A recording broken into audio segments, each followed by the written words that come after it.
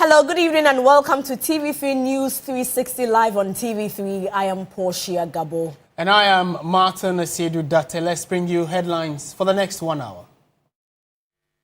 News 360 headlines is brought to you by Flamingo Paint, Pepsodent Charcoal and Pepsodent Herbal, EcoBank. Coming up this evening, Majority Leader questions the minority over the continued absence of former Finance Minister Ken Ofori-Atta from Ghana.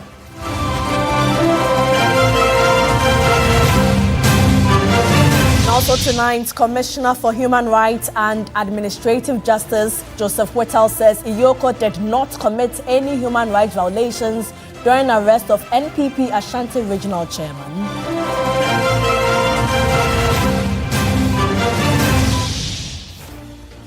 And later in the bulletin, President John Mahama says there is evidence of illicit wealth and procurement of properties that has gotten state anti-corruption agencies interested. Coming up in business news, Bank of Ghana moves to curb online loan abuses with new digital lending rules by August 2025 to protect borrowers who fall prey to quick loans.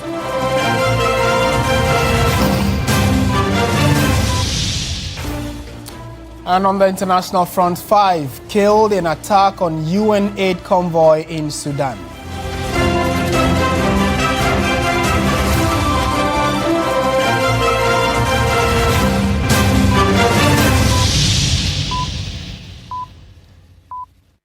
We are live around the world on 3news.com. We know you have comments and sentiments on the show. Do let us know them in the comment section. We'll be happy to reshare it. We begin from Parliament, where the Majority Leader Mahama Yariga on Tuesday questioned the Minority Leader Alexander Openyo-Markin over the continued absence of the former Finance Minister Ken Ofori-Atta. The Minority Leader had earlier assured Parliament that Ken Ofori-Atta would return to the country by May 2025.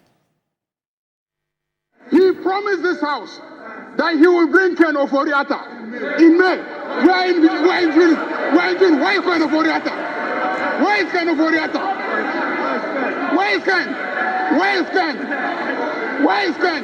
You promised us that you will bring Ken to this House. He came to this House and made a promise. You promised this House that you will produce Ken. You will produce Ken Ofori-Atta in May. We are in June. This is the 3rd of June. Why is Ken Ofori-Atta? Mr. Speaker, he should no longer be heard in this House. Because when he makes promises, he doesn't fulfill them. He comes here and makes promises and never fulfills them. And yet he is questioning other people's promises. When you made a promise, did you fulfill it?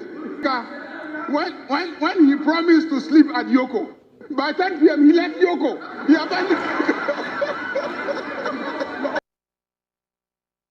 Right, so it is also emerging that the Office of the Special Prosecutor's effort to extradite Ken Ofori-Atta may not be as simple as envisaged. That's because of details we are learning of this evening that the former Finance Minister could challenge the extradition request by the OSP.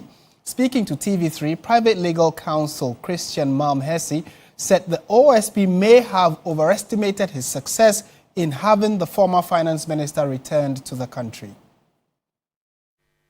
That right. With UK, it is they are suspect oriented, they are suspect interested, because to extradite someone, they want to ascertain the legal rights of the person. So with UK, it is more complex than in the US. Over 6,000 cases, they have only been successful with 1/3 of it. So it tells you that the UK courts are interested in looking and hearing or to understand, unless it is legitimate. Now, one of the processes, one of the issues with Mr. Ofori-Atta is health issues. Is it that he's unwilling to provide or share or disclose his confidential health issues with the OSC, because from all intents and purposes, there's no trust relationship between the two? To show that to the courts in UK, or will he be willing to show that in the US? It is going to be a legal battle. In other news, the Commissioner for Human Rights and Administrative Justice, Joseph Whittle, says the Economic and Organized Crime Office, EOCO, did not commit any human rights violations during the arrest of NPP Ashanti Regional Chairman Bernard Nchubu-Isiaku. He affirmed that EOCO adhered to due legal processes in carrying out its mandate. EOCO administratively did the right thing. Any of us is subject to arrest at any given time. And they have the powers of the police. They arrested him. There has been a delay. They granted bail within 48 hours. It is the nature of the conditions of the bail that has delayed the release of the chairperson of the MPP in Ashanti region. I must say 50 million, it depends on what they intend to charge him with. The gravity of the charges will determine the size of the bail. And so once the charges are not yet out, nobody can hazard. So I want to believe that they did the right thing. And I think his lawyer kept saying that EOCO has done well. They have done nothing that we should take them on. The only problem is that in our system, don't forget, EOCO is just next door. When I pull my window, I can see what is going on there. Did we need to mass up here? I don't think Ghanaians needed to mass up here when somebody is undergoing a normal constitutional process of arrest and investigation. I don't think so.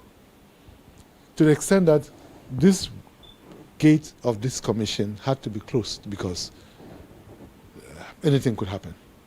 So I think the arrest was lawful. The period within which they granted bail was within the 48 hours. Still on corruption-related matters, President John Dramani Mahama has reaffirmed his resolve not to interfere in ongoing anti-corruption fight with state agencies. The president says there is evidence of illicit wealth and procurement of properties that has gotten state anti-corruption agencies' interest. The African Union Advisory Board Against Corruption have focused their lenses on Ghana in its next peer review that includes the presidency, EOCO, STRAJ, the Office of the Special Prosecutor, the Ghana Integrity Initiative, among others. The government's ignition in the Operation Recover All Loot has drawn interest from the African Union Advisory Board on corruption. As the solid nature of Ghanaian institutions, the establishment of the Commission of STRAJ, the Office of the Special Prosecutor, EOCO, and all these are a testimony of your commitment to create an anti-corruption space. These structures play a crucial role in the promotion of transparency in the fight against corruption. We also want to commend Ghana's effort in assets recovery, particularly looted assets. The African Union has taken interest in Ghana's anti-corruption fight as government has set in motion measures in tackling corruption, electing to go under peer review. President Mahama first indicated the constitutional review processes Ghana is undergoing. And so we are expecting the report of the Constitutional Review Committee in August. And I'm sure that some of the recommendations will cover issues to do with assets declaration and other means to support the fight against corruption. He further reiterated his resolve not to influence any investigations. One of the major problems that was affecting our fight against corruption was political interference. The anti-corruption agencies were not allowed to do their duty without being interfered with by the political elite. I have told the public and assured my Attorney General and Minister of Justice that I'm not going to interfere in their work, and that if the anti-corruption agencies go after anybody, I'm not going to try and influence them to drop any investigation against anybody, both for those who served in the previous regime, many cases of which we are currently investigating. We set up the oral committee. It identified 33 cases, and it was handed over to the Attorney General, and he's created special investigative teams to investigate each of them. Some of them, they have found a lot of evidence of, procurement of properties, with illicit wealth and all that. And so with many of them, they're just at the point of beginning prosecution. Some, they have started the prosecutions, and others are being lined up for prosecution. In more news tonight, there was heated argument between the Energy and Green Transition Minister and the Deputy Ranking Member of the Energy Committee in Parliament over whether the ECG containers were missing or unaccounted for. Here's a report by Evelyn Tinma. The Energy Committee invited the Minister for Energy and Green Transition to brief members concerning some missing ECG containers reported to have been found. Deputy Ranking of the committee, Collins Adumako-Mensah, wanted the Minister to reconcile whether the containers were missing or unaccounted for. The discussion on radio and on television was that containers were missing. That is the fact. And that the containers have miraculously vanished from the ports. That those were the words.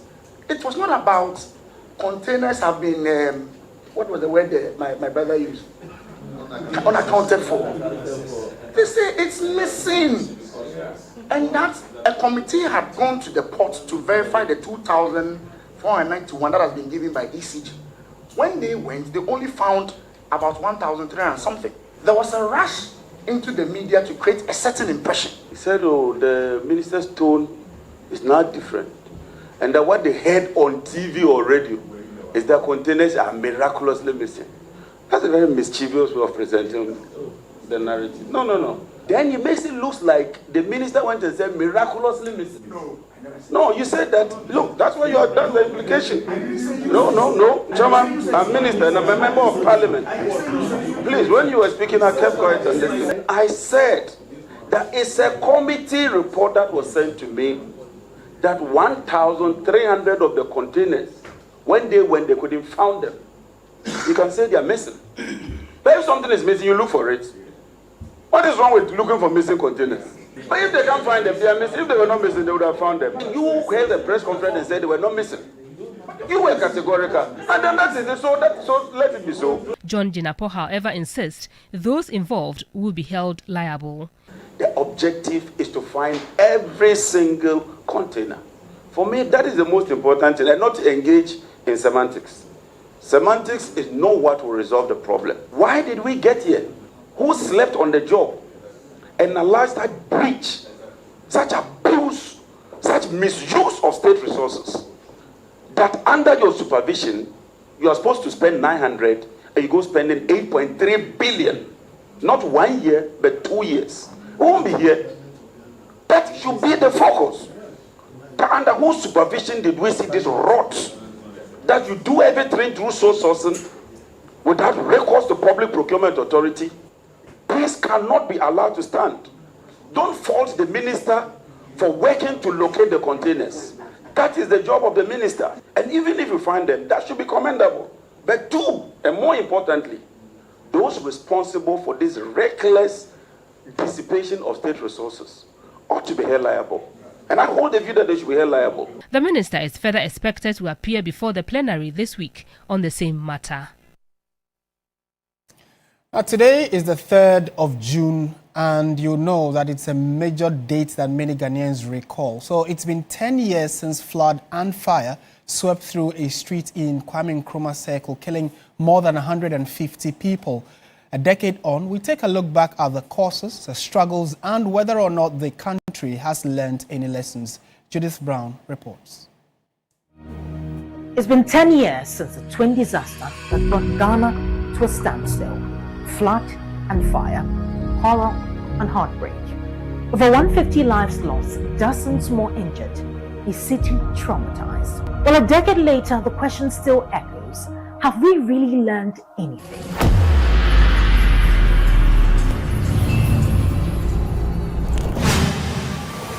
It happened on a Wednesday, June 3, 2015. In the heart of the city, Kwame Nkrumah Circle was one of the worst hit areas. Dozens of people sought shelter at the gold filling station, hoping to wait out the rain. But unknown to many, a fuel leak from an underground tank was mixing with the floodwaters. And then came a spark from an unknown source. The station exploded. The whole building was shaking. I thought it was collapsed. In a matter of minutes, over 150 lives were gone. It was one of the deadliest disasters in Ghana's modern history. A lot of people have lost their lives. I'm at a loss of words to express how I feel. Investigations later revealed that this was a preventable tragedy. Poor drainage, choked gutters, unregulated construction on waterways, and a lack of disaster preparedness all played a role. What should have been heavy rain became a national tragedy. In the days that followed, the nation mourned. Ghana is in a state of mourning, but weeping does not solve problems.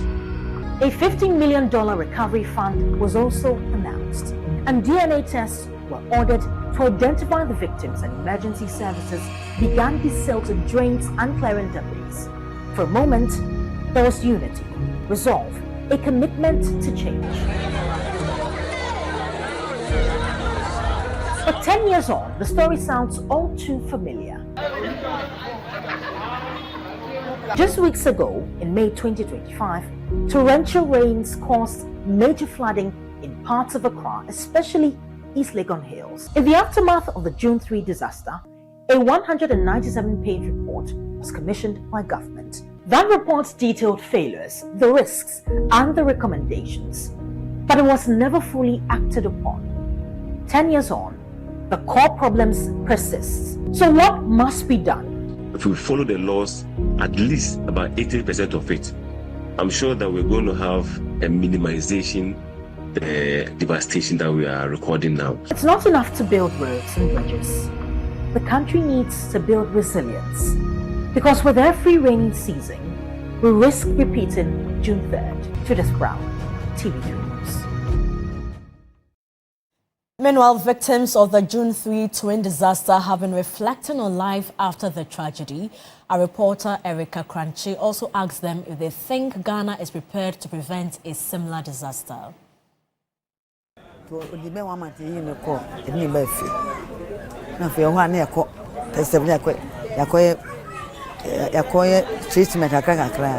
son was a victim. We received 1,000 cedis, but it was not from the government. The issue of flood here is quite intense. The gutters are too small.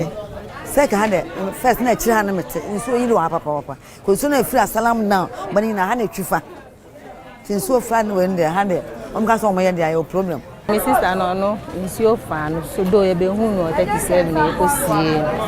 sister died and my brother-in-law was severely injured. We received no form of compensation.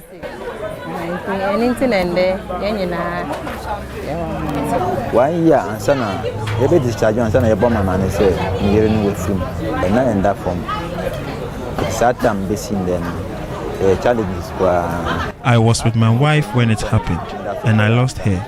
I received free medical care while on admission, but not when I was discharged. I lost my job in the process. Nothing has changed. Hence, I choose to avoid this place whenever it rains.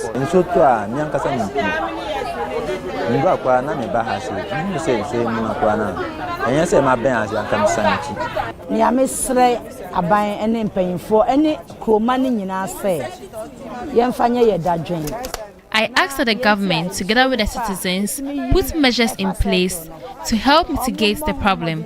The citizens should exercise good sanitation.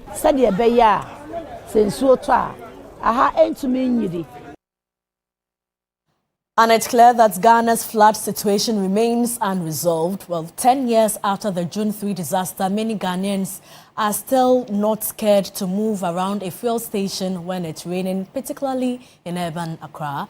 Let's cross over to Martin to share with us the suggested causes, Martin, of flooding in the country. Absolutely. Now, Portia, so following the June 3, and prior to June 3, there have been flooding concerns in not just Accra, but now Ashanti region, the northern parts of the country, are recording floods that hitherto were very unknown to them. So based on that, a lot of research and data has gone into what are the key causes of flooding in the country. And interestingly, they have all been summarized into 5 key ones, and we'll take our viewers through them. The biggest causer of flooding, or the biggest causative agent of flooding is, according to the research, is urbanization. Now, when you say urbanization,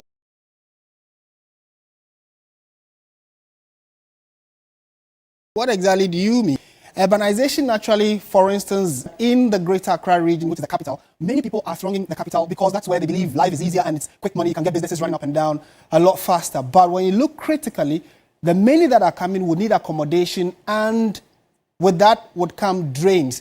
So what we found out that rapid expansion of informal settlements has obstructed 60% of critical drainage paths, overwhelming infrastructure designed for small population. So clearly, we are sitting on a time bomb, which indirectly is that the drainage system that has existed from colonial era is what we are still using, and many people are now using these same facilities. So it puts a lot of pressure on that. So again, that is a key causative agent of flooding in the capital city specifically.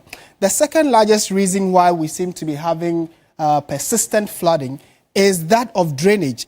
And like I indicated, our drain, so it says that 25% of the total causes agents is drainage. Now, colonial era drainage systems cover just 15% of Accra, with 70% reduced capacity due to neglect and improper maintenance. And again, many governments over time have struggled to find a proper solution to the drainage problem in Accra. And it's even been worsened by the fact that people are building in waterways and choking the already existing drains which the colonial masters built. So it's about time some radical action is taken in that regard to expand our drains. Those that need to be covered, they are covered, and people that need to be resettled are moved out. So we are looking at what are the key reasons why we seem to be recording floods, and over time, how come we've not been able to find sustainable solutions to them. The next one is waste. Unfortunately, many of us know what happens when it rains. You must have seen, or probably you yourself must have thrown your rubbish or garbage into some running water, thinking that it is going somewhere else apart from where you are settled. However, while you've done that, it has bounced the water back and has caused flooding in many parts of the country. So waste management is seen as the third largest causative agent of flooding in the country, especially those that have plastic waste in them. So our research has found out that about 60% of our drains are clogged and blocked by plastic waste, with markets and households directly dumping into waterways during heavy rain. So, I mean, beyond what government can do, you also as a citizen have a role to play when it comes to your waste, personal waste management, and then we can look at the community, the region, and by extension, national waste management strategy. Deforestation is the next in line when it comes to the hierarchy of problems that have caused flooding in the country. Deforestation, and clearly the reason why this is also important is because upstream forests have lost a majority of the forest cover. And because of that, when it rains, these plants that could ordinarily have slowed the movement of the water have all been cleared off. So it allows passage of water a lot quicker and has caused soil erosion and sedimentation. And when you look specifically at the northern part of the country, which is relatively more desert looking as compared to the southern part, which is more forest area, all of that is now a major reason why we need to start paying particular attention to the Green Ghana concept, which the former government started. The current government intends to continue the fact we need to start planting more trees and indirectly helping ourselves when it comes to issues of rain. Soil erosion is a major factor, and we need to start paying attention to that. And finally, climate. Climate change is a conversation we have had time without number. And the concern is that it's not just Ghana, but if you've followed media reports globally, concerns of climate change is having an adverse effect on almost everybody. And here in Ghana, rainfall intensity has increased by 30% since 1990, with 1 in 50-year flood events now occurring nearly twice as often. So what could have happened as a major rainfall in time past, maybe once in 50 years, now we're having it a bit more repeatedly, which means that our efforts as individuals is also a causative reason why we need to pay attention to all of this. So yeah, Portia, clearly it is not just a government problem, but then you and I have a role to play if we want to reduce flooding. Because the rains, they will come. In fact, we are in June. The rains will come. But what we do in anticipation of the rain and when it does come is what is very critical. Back to you, Portia. Thank you so much, Martin. Let's now move on to the health sector. And the Ghana Health Service says it remains committed to maintaining momentum to ensure that all cases of Mpox are detected early, thereby helping to contain the outbreak effectively. As of May 31, Ghana has confirmed 45 cases in 9 regions. According to health authorities, the recent increase in the number of confirmed Mpox cases is largely due to enhanced surveillance efforts, particularly through active contact tracing and a heightened level of awareness among the public. These efforts, the service claim, are crucial in their strategy to identify and isolate cases promptly within communities. Out of the 45 cases confirmed so far, 2 are currently on admission in the Western region, while 9 out of the 16 regions have recorded cases. See that the numbers are going up. It's better you find the cases rather than not find the cases, then let them hiding, and then it blows up in your face. So for us, we know that the numbers will go up, and then once we know we have covered enough ground, we will see that the numbers are plateauing again. So yes, you should expect to see more cases. At the moment, 2 regions are reporting a lot of cases, or most of the cases, being Western region and the Greater Accra region. The general public is urged to continue practicing preventive measures diligently. These include avoiding close contact with individuals showing symptoms, maintaining good personal hygiene, and visiting the nearest health facility when you develop any of the symptoms. The populace should not be too worried. The good thing about Mpox is that with all these cases suspected and confirmed, at least there has been no mortality. We currently have just about 2 patients on admission. And I keep on saying they are on admission not because they are sick, but because they cannot do home isolation. Once you have a rash, cover that particular rash and seek medical help. In that case, that rash doesn't come into contact with another person. The service, in its recent situational report, said it believes together, through vigilance and cooperation, the country can control the spread of Mpox. Now, as Muslims in Ghana prepare for the Id-ul-Adha festival this Friday, a key part of the celebration, the sacrifice of livestock, is stirring concern. Prices have shot up, with some cattle going for as high as 30,000 cedis and sheep for 15,000 cedis. Deborah Abba-Mensah visited the livestock market to find out what's driving the surge of prices and how buyers and sellers are coping with this new surge. Muslims buy livestock during Id-ul-Adha to perform a sacrificial rite that honors the Prophet Ibrahim's obedience to Almighty Allah. With just days to the celebration, the energy of the livestock market has risen, and so are the prices. For many Muslim families, this season is sacred, marked by the sacrifice of an animal, usually a cow, goat or sheep. But this year, affordability is under pressure. Town animals cost less than the village ones. And right now, as we day in town like this, if somebody come and you mention the price, the person will complain about the dollar and safer. Not knowing that we bought them before the safer come down. We bought them before the dollar come down. But if you complain, they will not accept it. You understand? And that's what we are facing here. Some sheep now go for as much as 15,000 Ghana cedis, and cows can reach a staggering 30,000 cedis. The reasons? a mix of economic and logistical challenges. Some we get some 20,000, we got some 40,000, we got some 50,000, and the normal size be 10,000, 150. If you compare the 151 to something like village, it will make like 10,000 for there. And because of how the feeding here make town animals cost past the village ones. Ghana relies heavily on livestock imports, particularly from Niger, Mali, and Burkina Faso. Sellers say local breeds are smaller and less attractive to buyers. These animals that you are seeing, we bring them from Burkina. We don't get some like that. We always get the small ones. So the small ones, people are not buying like that. So we have to manage to get this type. But not everyone is convinced. Some buyers believe prices are being inflated intentionally. Anytime we are coming for those celebrations, because it's once in a year, because of that, people take opportunity to increase the animal prices, so that definitely we know that Muslims, it is compulsory for them to celebrate that Salah.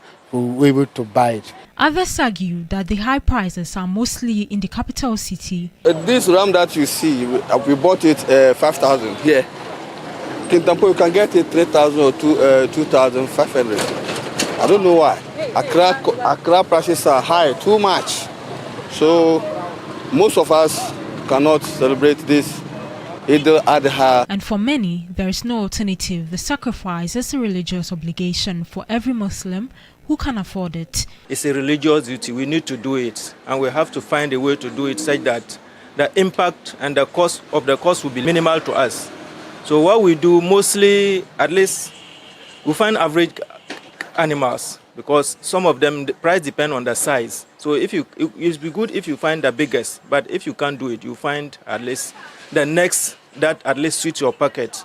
Improving Ghana's livestock sector could help reduce reliance on imports and keep prices stable throughout the year.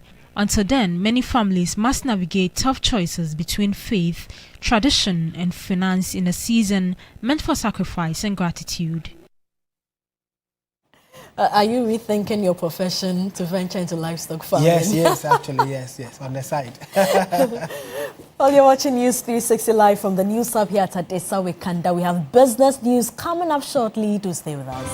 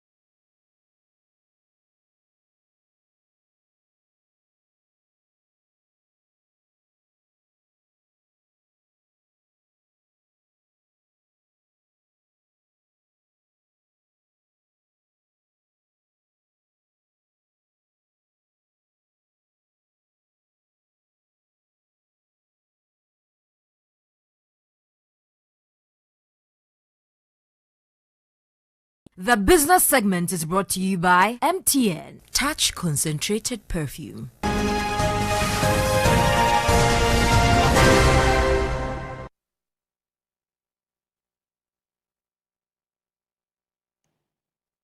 Welcome back to News 360. Time now for business. Michael is with us. Hello, Mike. Hi. What's going on in business? Two interesting topics. First one, the Bank of Ghana is looking to regulate online lending.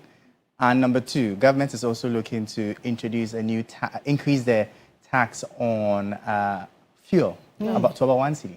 Yes, I heard that. Okay, you give us the details. Sure thing. Hello there, good evening. Welcome to the business segment here on News 360. I am Michael Ubudu. Now, Finance Minister Dr. Asiedu-Dartey has submitted an amendment bill to Parliament seeking to raise the energy sector levy to 1 cedi per litre of fuel. The proposed increase contained in the energy sector levy amendment bill is aimed at addressing long-standing financial shortfalls in the energy sector.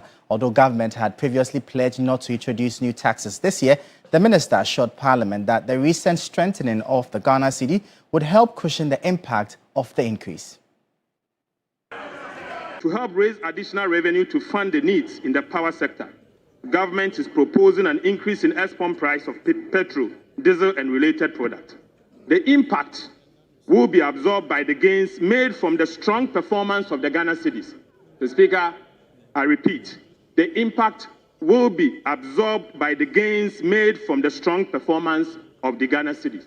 And this will mean that consumers will not have to pay extra for the price of petrol and diesel beginning today. Right, Honorable Speaker, our simulations suggest that there will be no increase in the export price of petrol and diesel in the next window beginning today if the levy is imposed. This is because of a strong Ghana cedi.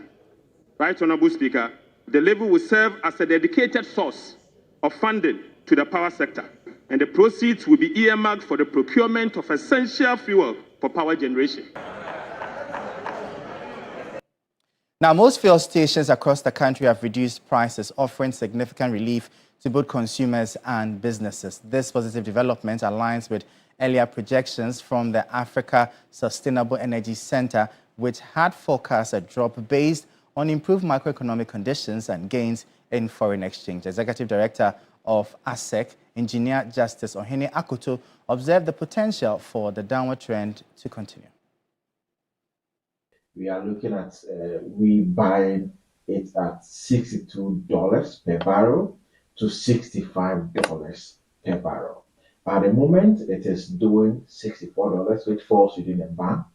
And looking at OPEC plus projection and also the current global trend regarding the energy demands and then also the trade tensions, that is going to be stable. It's going to be a factor that we are predicting to be stable.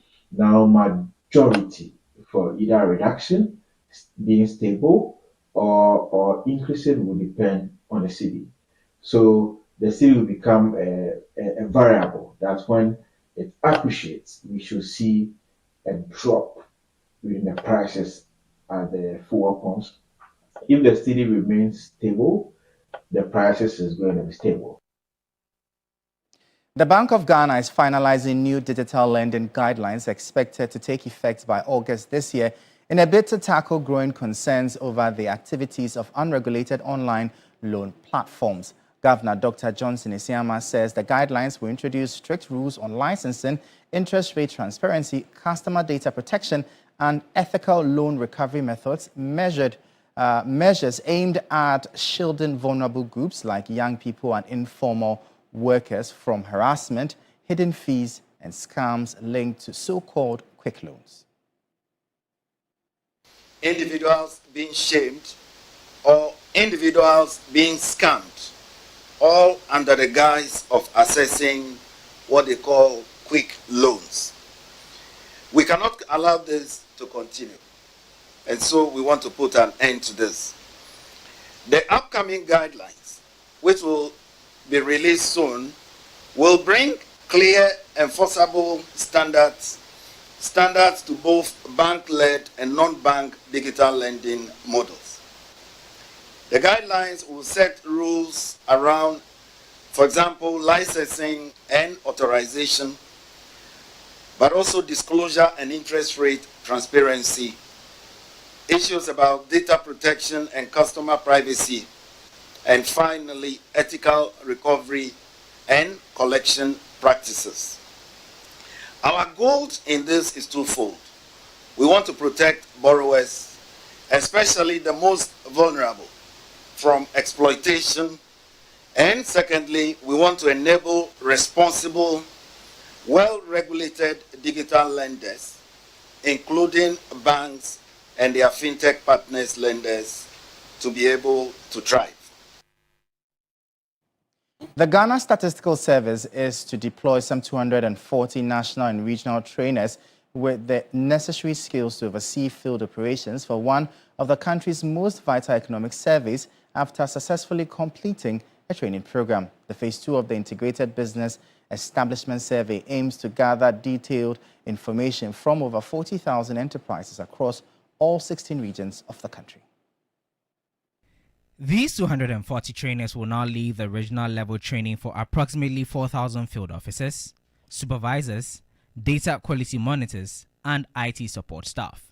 The main fieldwork for the Phase 2 of the Integrated Business Establishment Survey IBES-2 is scheduled to commence in July. Government statistician Dr. Alhassan Idrisu emphasized the exercise's profound relevance to national planning and business policy. The data will be used to actually inform policy making or policy formulation, but it would also be used to inform implementation of programs and policies.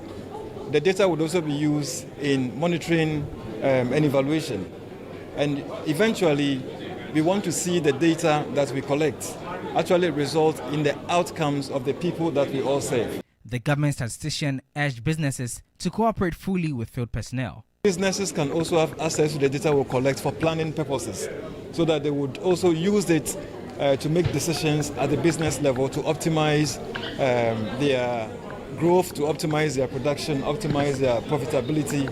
We'll be able to know the type of people existing businesses are employing, be able to tell the type of jobs that are required for businesses to function properly. Building on the business register established during Phase 1 in 2024, which listed over 1.8 million establishments, IBES-2 Phase 2 will cover 101 economic activity domains. The survey is designed to generate national, regional, and where feasible, district-level insights utilizing a computer-assisted personal interviewing platform with backup options. Data collection will focus on pricing, output, input costs, employment, taxes, business constraints, and innovation practices. We'll turn our attention now to the currency and the commodities market and bring you updates.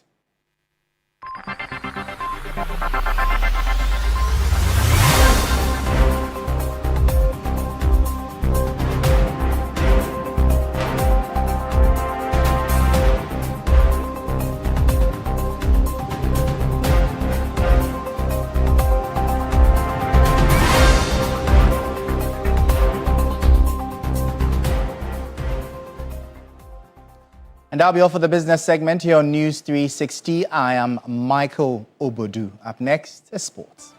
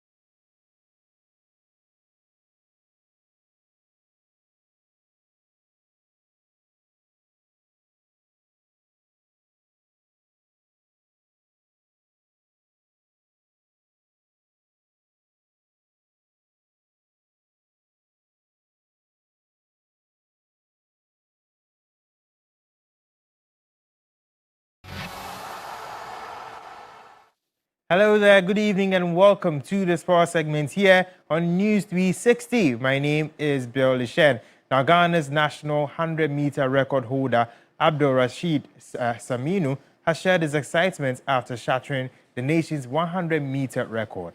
Now, Abdul-Rashid set a new national record in the men's 100 meters, clocking an impressive 9.86 seconds to win at the NCAA East preliminary round on Friday. Now, he spoke in an exclusive interview with 3 Sports. I feel great. I'm happy about that because it's been a long season, having terrible indoors and come out outdoor. And I was really ready because me and Azamati talk about it. I need to break your record this year. I was like, go for it. If you're ready, go for it. So I was like, okay, I'm ready. So when we go to Jacksonville at NCAA preliminaries, I was like, let me just chill in the prelims and see the final. So I didn't run fast in the final. I ran and slow down. But the final, the body was just ready after my warm up. I was like, yeah, today is today. I need to get a legal win. I crossed the line with 9.8. I was like, what? This is crazy. Yeah, it was amazing. I have a great feelings, and I'm really grateful to my coaches that put hard work on me, Emmanuel Daso and EOCO. Yeah, they did a great job. Now, in a move aimed at fostering unity and togetherness, former Black Stars players and Ghana Football Association former President Asiedu-Dartey came together to donate, encourage and unearth talent at the Nsawam prison. My colleague Andrew Sifa-Banfo has more in this report. The Professional Footballers Association of Ghana, in conjunction with former Ghana Football Association President Asiedu-Dartey, visited the medium security prison in Nsawam on Tuesday to launch the Prison Football Project.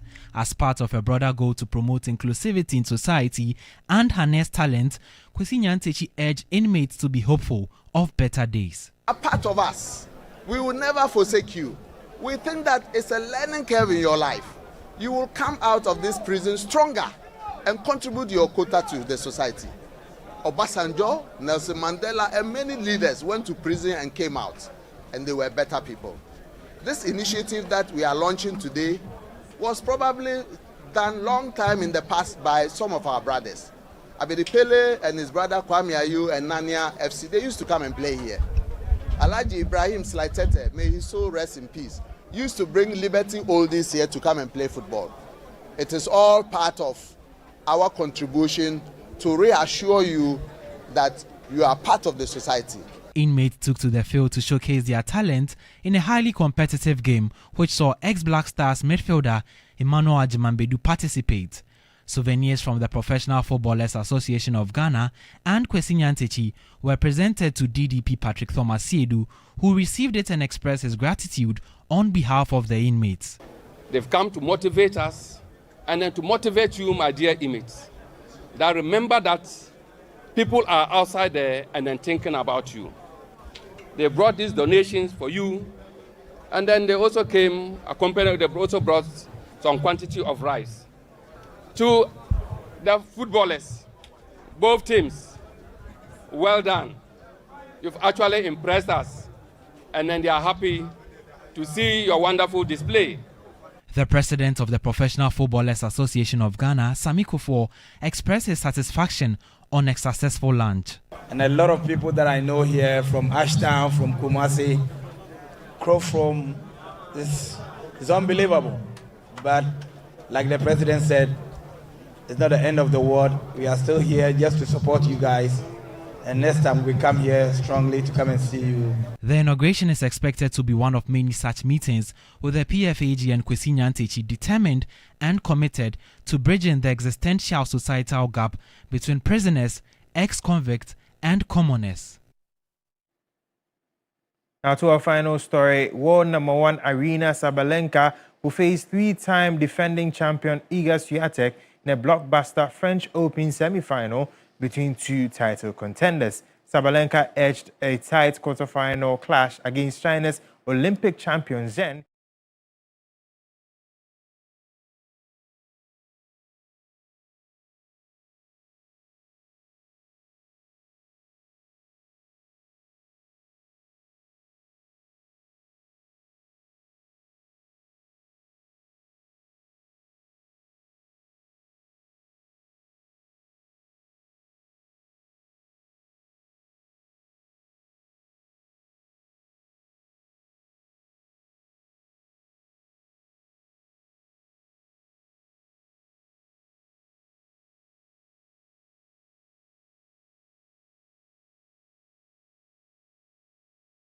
On News 360, my name is Billy Shen. Entertainment is up next.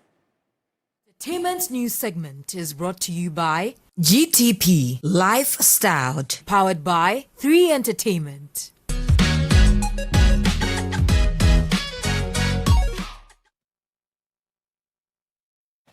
Tonight in this segment, evicted perfect match extra housemates have been opening up about the experiences in Big Mama's reality house. Speaking to 3 Entertainment, the evictees say they are grateful for the opportunity and remain hopeful for better prospects ahead.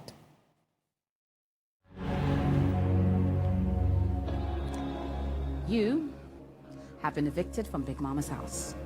Please say goodbye to your housemates and make your way back. Eviction was inevitable after weeks of drama and entertaining 24-hour live shows. 4 housemates, Akofa, Blanco, 7 Sparks and Lily Brown were evicted after failing to secure enough public votes. On Saturday night's live eviction show, their dreams of emerging as the last couple standing came to an end. How would you describe this time with Big Mama? It was full of excitement, drama, fun, mixed feelings. It was a roller coaster. Let me just sum it up. It was a roller coaster, yeah. I would say short but right to the point. You know what I'm saying? As soon as I got in there, I started kicking it with everybody, kicking it with the ladies, and then, finding out who are my friends in there on the boys' side and stuff like that. So, it was straight to the point. How would you describe your time in Big Mama's house? Fun, confusing, sleepless nights, fake friendships, and liars. Known for delivering non-stop drama, the evicted housemates had memorable moments in the reality house, leaving a lasting impression on viewers. Yes, ma'am. Okay, so my name is Selen. I'm 34. I like travel. I love women. When I say, Despite their eviction, the housemates remain optimistic. To them, the platform has been a gateway to exposure and future opportunities. Now I can't take no Trotsky nowhere, but I got a book coming out soon. It's called On a Cloud, A Formula to Living High Off Life.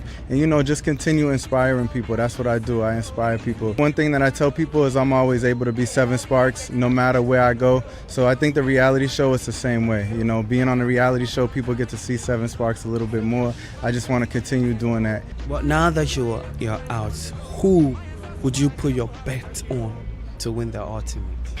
Things might change in these next few days, right? So, Oheneba Irama, there's Borg and Naya, and there's my girl, Condon and Perry. I'll pray. I'll say I'll pray for Condon and Perry to win. Because Perry is cool, he's calm, not problematic. But the people want what they want, and I can't decide that's for them. So, yeah.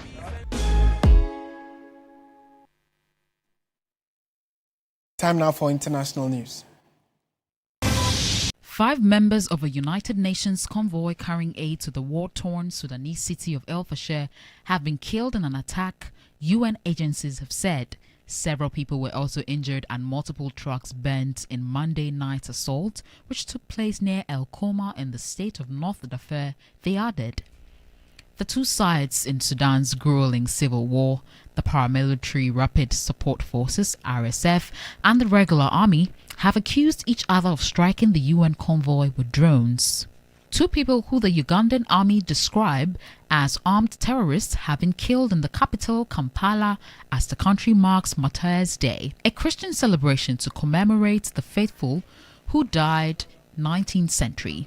A counter-terrorism unit intercepted and neutralized the 2, one of whom was a female suicide bomber, in the upmarket suburb of Munyonyo, Army spokesperson Chris Magezi said.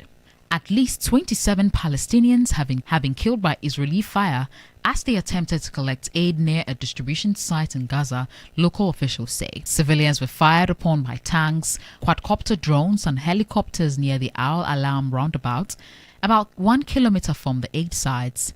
The Israel Defense Forces IDF said its troops fired shots after identifying suspects who moved towards.